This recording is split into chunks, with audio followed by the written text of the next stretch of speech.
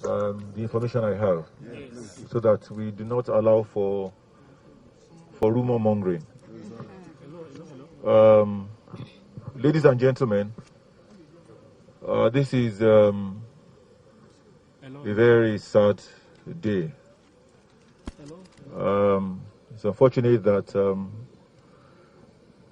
this is happening within the first 2 weeks of the new year 2021. At round about 8 o'clock this morning, it is reported that this trailer tanker that we see behind me was coming probably from Shagamu area, heading towards Ibarra. And it appears, subject to confirmation by engineers, that it might have suffered a brake failure as it was descending the Kuto bridge. And it appeared as if the driver, in his effort to manage that situation where the vehicle had spun out of control, observers saw him trying to warn people that he appeared to have lost control of the vehicle. He swerved across the median, tried to manage the vehicle to come back to the other side where he was. In the process, he collided with a few vehicles and some Okada drivers. The tanker driver, now upturned, was carrying a full load of PMS, that's premium motor spirit petrol, and in view of what we know as the very inflammable nature of this product, it resulted in a fire outbreak. Unfortunately, some of those that the vehicle collided with were trapped under the vehicle, and they were instantly engulfed by the fire. The record that we have as of now is that we have 3 fatalities that were instant. We have another 6 people that sustained various degrees of burns. 3 of them are at the Federal Medical Center, and 3 of them, other 3 at the Jai Hospital, where they are receiving urgent medical attention. I've been briefed by both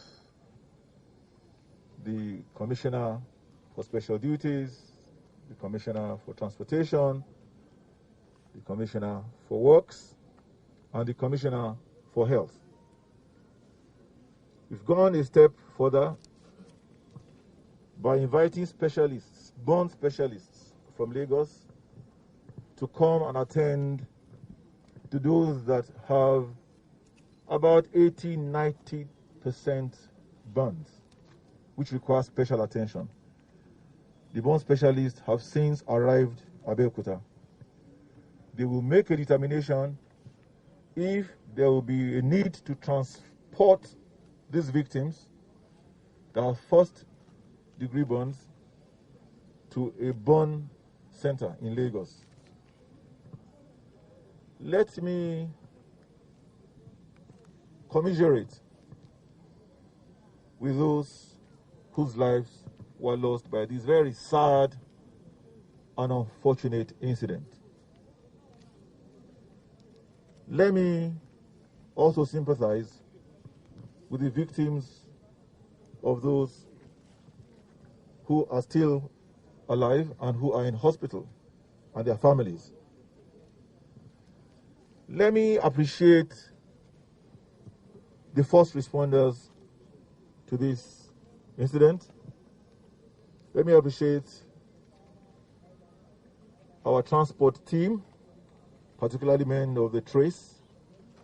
and the fire service, who are the first responders, because if not for them, this might have become much worse than we saw. I understand that there's some victims that were very lucky, and I want to join God in thanking God join them in thanking God for their lives. They were actually in one of the vehicles, or two of the vehicles, but they managed to escape unhurt while the vehicles were completely burnt. It is very unfortunate that a bridge that has been constructed to solve one problem has now created another problem for us, because we have road users whose vehicles are not roadworthy. I have discussed with the Ministry of Transportation. We will begin the enforcement, the serious enforcement of ensuring tankers and tanker drivers operate vehicles in Ogun State that are roadworthy.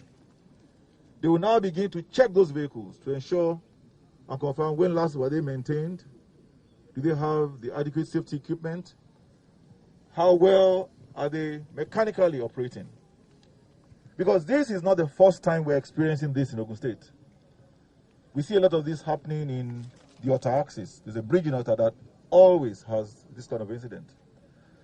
We are also going to put measures in place to try and reduce or almost eliminate this such occurrence.